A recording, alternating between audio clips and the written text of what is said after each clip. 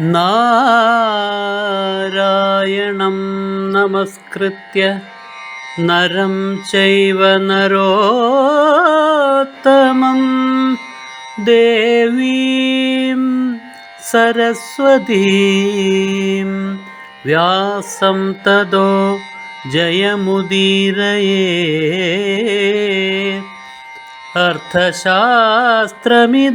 പുണ്യം ധർമ്മശാസ്ത്രമിദം പരം മോക്ഷശാസ്ത്രമിദം പ്രോക്തം വ്യാസേനാമിതബുദ്ധിനാ.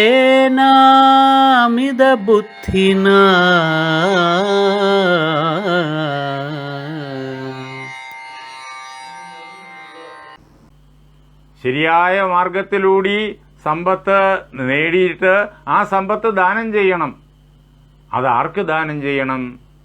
അത് സൽപാത്രത്തിന് ദാനം ചെയ്യണം. സൽപാത്രമല്ലാതെ ദുഷ്പാത്രത്തിന് ദാനം ചെയ്താലോ അതുകൊണ്ട് ദോഷമേ വരൂ. മറ്റുള്ളവരെ ഉപദ്രവിക്കാൻ നടക്കുന്ന ആളുകൾക്ക് സമ്പത്ത് ദാനമായി നൽകിക്കഴിഞ്ഞാൽ ആ സമ്പത്ത് കൊണ്ട് മറ്റുള്ളവരെ കൂടുതൽ ഉപദ്രവിക്കാൻ ആ മനുഷ്യൻ ശ്രമിക്കും. ദാനം എപ്പോഴും സൽപാത്രത്തിന് വേണം, യഥാർത്ഥത്തിലുള്ള ആവശ്യക്കാരന് വേണം. അങ്ങനെ സൽപാത്രത്തെ കണ്ടെത്തി ദാനം ചെയ്യുക എന്നുള്ളത് സമ്പത്ത് നേടുന്നതിനേക്കാൾ വളരെയേറെ പ്രയാസം. അങ്ങനെ സൽപാത്രത്തെ കണ്ടെത്തി ആ സൽപാത്രത്തിന് ദാനം ചെയ്യുമ്പോഴോ കാലേ പരതരോ ദാനാത്,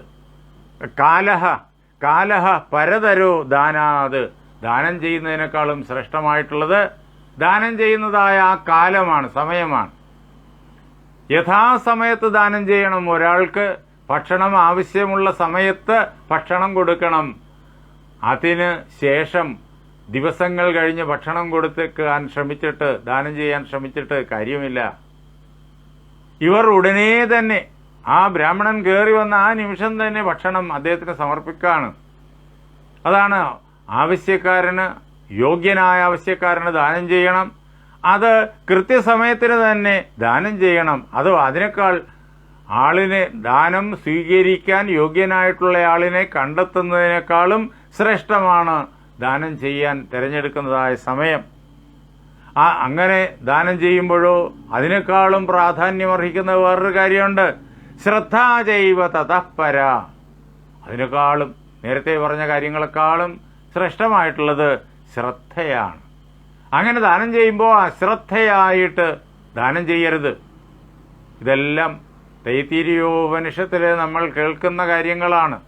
അത് വ്യാസഭഗവാൻ ഇങ്ങനെ ഈ യമധർമ്മന്റെ വാക്കുകളിലൂടിയിട്ട് ശ്ലോകബദ്ധമായിട്ട് കേൾപ്പിക്കുന്നു.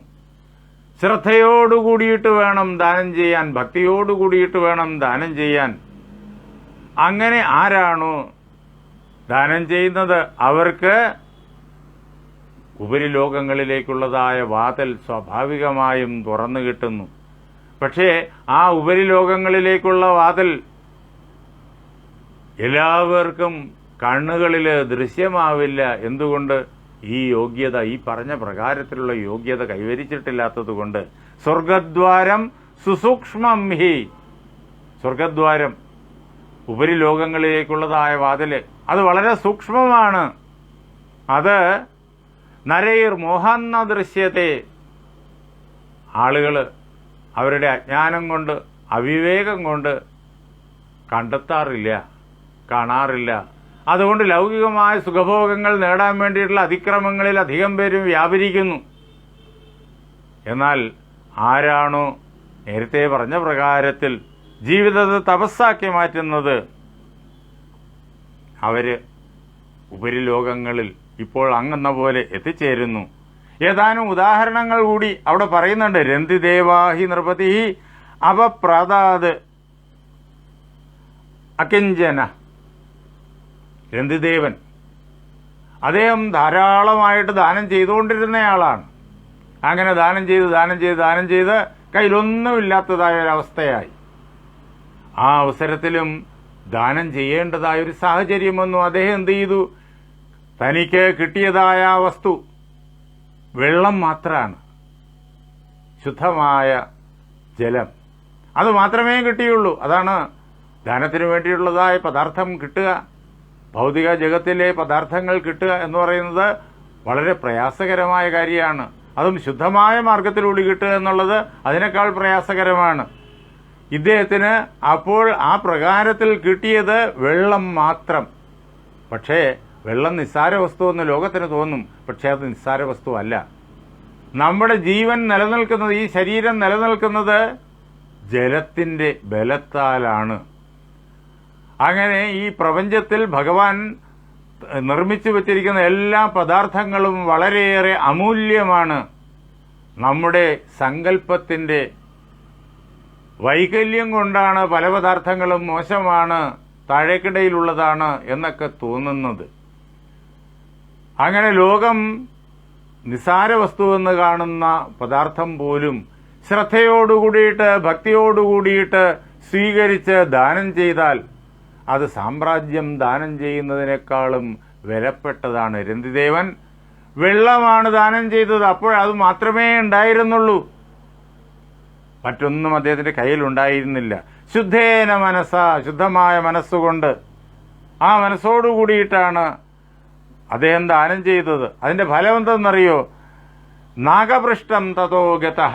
രന്തിദേവൻ സ്വർലോകത്തിൽ എത്തിച്ചേർന്നു, ഉപരിലോകങ്ങളിൽ എത്തിച്ചേർന്നു. അപ്പോൾ എന്ത് ദാനം ചെയ്യുന്നു എന്നുള്ളതല്ല പ്രധാനം. യുധിഷ്ഠിരൻ പരിധിയില്ലാത്ത സമ്പത്താണ് എല്ലാവർക്കും ദാനം ചെയ്തത്. ഇവിടെ അല്പം ഗോതമ്പ് പൊടിയാണ് ദാനം ചെയ്തത്.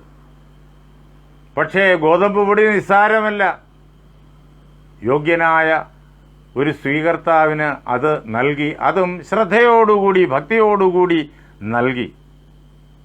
അതുകൊണ്ട് തന്നെ അത് യുധിഷ്ഠിരന്റെ ദാനത്തെക്കാളും വളരെയേറെ ഗുണവത്തായി തീർന്നു. ന ധർമ്മ പ്രിയതേതാത ദാനൈർ ദത്തൈർ മഹാഫലൈഹി. നമ്മൾ വലിയ വലിയ പരിധിയില്ലാത്തതായ സമ്പത്ത് ഒക്കെ ദാനം ചെയ്താലും ആ സമ്പത്തിന്റെ മൂല്യം വച്ചിട്ടല്ല അതിന്റെ മഹത്വം അളക്കപ്പെടുന്നത്.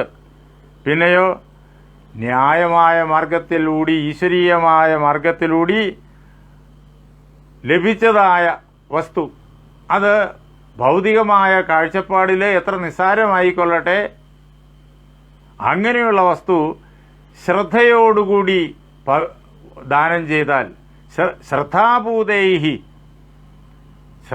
എപ്പോഴാണോ നമ്മുടെ ദാനം ചെയ്യുന്നയാളിന് ശ്രദ്ധയുണ്ടാകുന്നത്, അപ്പോൾ ആ ദാനം ചെയ്യപ്പെടുന്ന വസ്തു പവിത്രമായി തീരും, പൂതമായി തീരും, പവിത്രമായി തീരും. അങ്ങനെ ശ്രദ്ധയാൽ പവിത്രീകരിക്കപ്പെട്ട, അതുകൊണ്ട് തന്നെ അത് അമൂല്യമായി തീരും. അങ്ങനെയുള്ളതായ പദാർത്ഥത്താലാണ് ധർമ്മം സന്തോഷിക്കുന്നത്.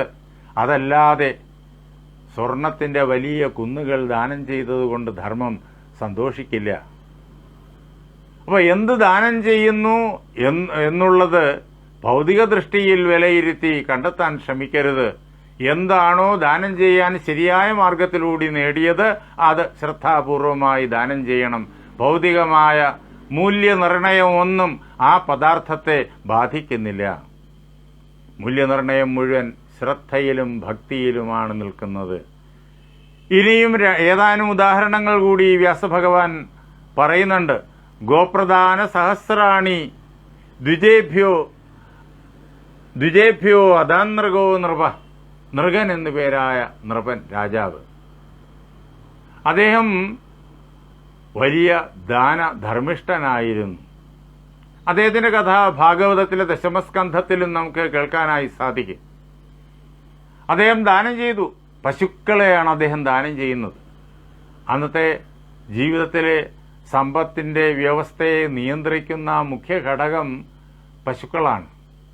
അങ്ങനെ പശുക്കളെ അദ്ദേഹം ദാനം ചെയ്തു. ഓരോ ദിവസവും ആയിരക്കണക്കിന് പശുക്കളെയാണ് ദാനം ചെയ്യുന്നത്. അതിനു വേണ്ടിയിട്ട് ദൂരങ്ങളിൽ നിന്ന്, ഉടമകളിൽ നിന്ന് പശുക്കൾ വില കൊടുത്ത് അദ്ദേഹം വാങ്ങിച്ചു കൊണ്ടുവരും. അതിനു വേണ്ടിയിട്ടുള്ള ആളുകളെയും ഏർപ്പെടുത്തിയിട്ടുണ്ട്. അവർ പശുക്കൾ കൂട്ടം കൂട്ടമായിട്ട് ദിവസവും വാങ്ങിക്കൊണ്ടുവരും. അതിനു വേണ്ടുന്ന പണം മുഴുവൻ ഈ രാജാവ് ചെലവാക്കും. അങ്ങനെ പണം കൊടുത്ത് വാങ്ങിയ പശുക്കൾ, ആരോഗ്യമുള്ള പശുക്കൾ, നൂറുകണക്കിന് ആയിരക്കണക്കിന് നൃഗൻ എന്നുപേരായ രാജാവ് ദിവസവും യോഗ്യരായിട്ടുള്ള ആളുകൾക്ക് ദാനം ചെയ്യും. അങ്ങനെ ദാനം ചെയ്യുന്നതിനിടയ്ക്ക് ഒരു അബദ്ധം അദ്ദേഹത്തിന് പറ്റിപ്പോയി. എന്താണെന്ന് വെച്ച് കഴിഞ്ഞാൽ രാജാവിൽ നിന്നിട്ട് ദാനവും വാങ്ങി പോകുന്ന ആളുകളുടെ ആ വലിയ തിരക്കിൽപ്പെട്ടിട്ട് അതിൽ നിന്നുള്ള ഒരു പശു കൂട്ടം തെറ്റിയിട്ട് ഇങ്ങോട്ട് അടുത്ത ദിവസത്തെ ദാനത്തിന് വേണ്ടി വാങ്ങിക്കൊണ്ടുവരുന്ന പശുക്കളുടെ കൂട്ടത്തിൽ ചെന്ന് പെട്ടുപോയി. അങ്ങനെ തലേന്ന് ദാനം ചെയ്ത പശു വീണ്ടും അറിയാതെ ദാനം ചെയ്യപ്പെട്ടു. അങ്ങനെ ഒരു അബദ്ധം പറ്റി. അത് രാജാവ് അറിയുന്നില്ല. പശു കൂട്ടം തെറ്റി, അങ്ങോട്ട് പോകുന്ന പശു കൂട്ടം തെറ്റി ഇങ്ങോട്ട് വരുന്ന പശുക്കളുടെ സംഘത്തിൽ പെട്ടുപോയതാണ്. രാജാവ് അതിനെ ദാനം ചെയ്തു. അതിന്റെ ഫലമായിട്ട് അദ്ദേഹത്തിന് എന്ത് പറ്റിയെന്ന് വെച്ച് കഴിഞ്ഞാൽ അദ്ദേഹം അതിൻ്റെതായ കഷ്ടപ്പാട്, നരകം സമപദ്യത, നരകത്തിൽ പെട്ടു എന്ന് വെച്ചാൽ വളരെയേറെ കഷ്ടപ്പാട്, അതിന്റെ കഷ്ടപ്പാട് അനുഭവിക്കേണ്ടി വന്നു. ഓന്തായിട്ട് ഒരു കിണറ്റിൽ കിടന്നു ദീർഘകാലം. ഭഗവാൻ കൃഷ്ണൻ അവിടെ ഗോകുലത്തിൽ കളിച്ചു നടക്കുന്ന അവസരത്തിൽ ഈ ഓന്തിനെ കൂട്ടുകാരായ കുട്ടികൾ കണ്ട് അവർ ഉയർത്താൻ നോക്കി, പറ്റിയില്ല. ഒരു വലിയ ഭീമാകാരനായ ഓന്ത്. ആ അവസരത്തിൽ ഭഗവാൻ തന്നെ അങ്ങോട്ട് ചെന്നിട്ട് തന്റെ കൈ നീട്ടിയിട്ട് അതിനെ പിടിച്ച് കരയ്ക്ക് കയറ്റി. അങ്ങനെ ശാപമോക്ഷം കിട്ടി. ആ പാപങ്ങളിൽ നിന്നുള്ള മോചനം ലഭിച്ചു. എന്തുകൊണ്ടെന്നാൽ അദ്ദേഹം വളരെയേറെ ദാനം ചെയ്തിട്ടുള്ളയാളാണ്. അറിയാതെ ഒരു തെറ്റ് ചെയ്തുകൊണ്ടുള്ള ഫലം ഇതാ ഈ അന്ധകൂപത്തിൽ പെട്ടുകിടക്കുക എന്നുള്ളത്. പക്ഷേ അതിന്റെ കാലം കഴിഞ്ഞു. ഭഗവാന്റെ സാന്നിധ്യം കൊണ്ട് ആ പാപത്തിന്റെ ദുഷ്ടമായിട്ടുള്ള ഫലം കഴിഞ്ഞു. ചെയ്ത പുണ്യകർമ്മങ്ങളുടെ ഫലം ഭഗവാനെ കാണാൻ തന്നെയുള്ള അവസരമുണ്ടായി. ഭഗവാന്റെ കരസ്പർശം ലഭിക്കാനുള്ള അവസരമുണ്ടായി. ഇതെല്ലാം നേരത്തെ ചെയ്ത അനന്തദാനങ്ങളുടെ ഫലമാണ്. അങ്ങനെ അദ്ദേഹം മുക്തനായി തീർന്നു. അപ്പോൾ ശ്രദ്ധയിൽ ഒരു ചെറിയൊരു പാകപ്പിഴ പറ്റിപ്പോയി കഴിഞ്ഞാൽ അറിഞ്ഞും അറിയാതെയും ദാനത്തിന്റെ മഹിമാവിനെ അത് തകർക്കും, അത് കഷ്ടപ്പാടിനെ ഉണ്ടാക്കും.